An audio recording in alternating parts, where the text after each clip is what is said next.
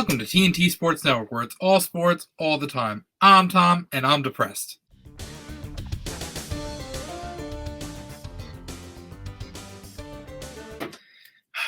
Guys, we got to have a quick emergency meeting here, okay? A bunch of you will not really understand where I'm coming from with this, but I had to make a video on this and to just let out my frustrations so my fellow Mets fans can also just sound off in the comment section below if you're a Mets fan. It's life is difficult. Hug a Mets fan, please. If you know one, just give them a hug. It's just, I don't even know. The New York Metropolitans are a disaster of a franchise. All right, let me get this out of the way first. The New York Metropolitans are a complete and utter disaster. They have never once in my life brought me any joy. Nothing. They made the World Series in 2000. Made the World Series in 2015. That's it. 2006 was the year for the Mets. What did they do? Beltran caught looking at the curveball from away. But you know what? It was all starting to look up. We got a new owner. We got Steve Cohen. And we're just like, wow, things are happening. Good things are happening. We've got this. This team's going to spend like crazy. They're going to put a winning product on the field. And this team's going to win a World Series in the next couple of years. Okay, right? And then the Mets signed Lindor, right? Big contract, $341 million. And we're like, let's go, baby, let's go. We got Lindor. We got our shortstop of the future. Who cares? We traded Jimenez and Rosario for him. Let's go, right? Okay, you guys following me? Okay. And then the team got off to a crazy hot, not a crazy hot start, but the team was in first place from like May on, right? This team was looking good, even though some of the guys were hitting. Lindor wasn't hitting. And then come May, we had a series against the Rays, and Conforto and McNeil both went down with hamstrings. And then J.D. Davis was injured, and Nimmo was injured, and then there was time Alonso was injured. And you're looking at this team, there was like random players like Janesh Fargas was playing, and Khalil Lee, and but through all that, they persevered. They persevered with the bench mob. Jonathan VR, Kevin Pillar, Jose Peraza. This team was persevering. This team was like, wow. This team is like the team of destiny. Like they were coming back, having all these come from behind wins, especially doubleheaders. And I'm like, this team, and everyone felt it. Like this team, there's something special happening with this team. You know what? The only thing that was special was the big load of poop they had in their pants. Because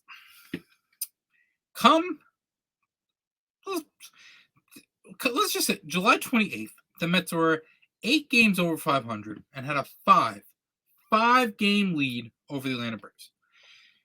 Then DeGrom got injured. Great news on him. Trade deadline day came. Everyone wanted the Mets to do something big. They did.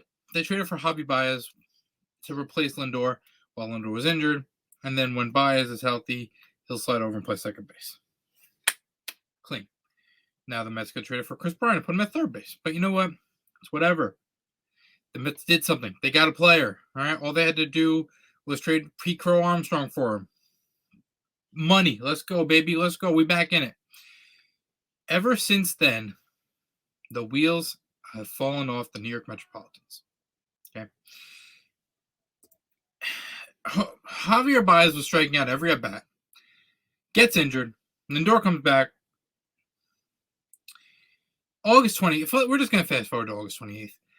The Mets were 6 games under 500, and they trailed Atlanta by 8.5 games. That is a 13.5 game swing in a month. Okay. I'll let you process that. 13.5 game swing in a month. Pathetic. All right? And then we're all here thinking it can't get worse. There's been a lot of controversy in Mets history. Every year something goes wrong. Literally every year. Look it up. There's a list of all the controversies that have gone on that the Mets have had to deal with that nobody else has ever even dreamed about having to deal with. We fast forward. August 29th, 2021.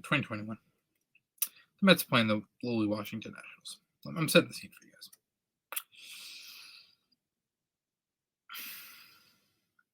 Javy Baez gets a hit. Gives this thumbs down celebration the Mets are doing. Bam, bam, bam.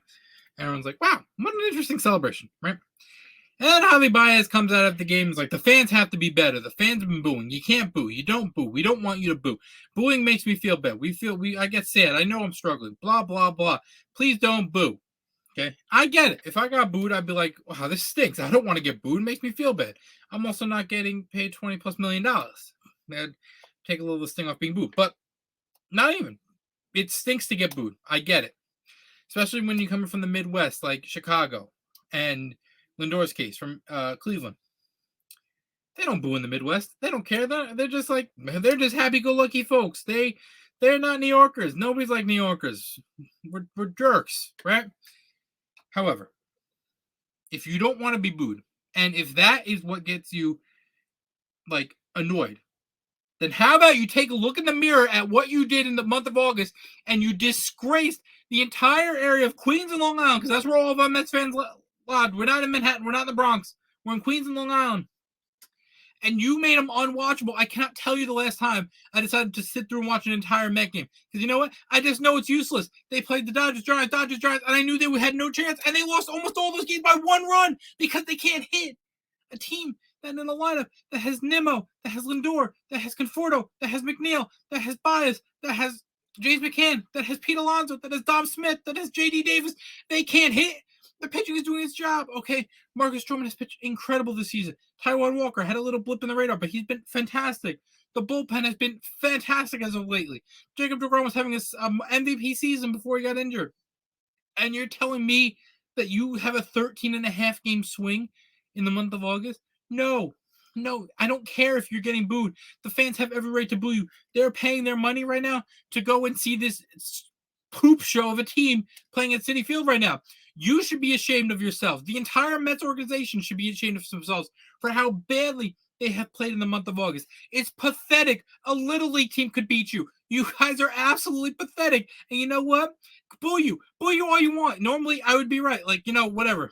Like, they don't deserve to get booed. Whatever.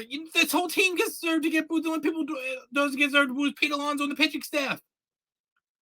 Every single one of you has made a joke of yourself, the joke of the team, a joke of the sport. Okay?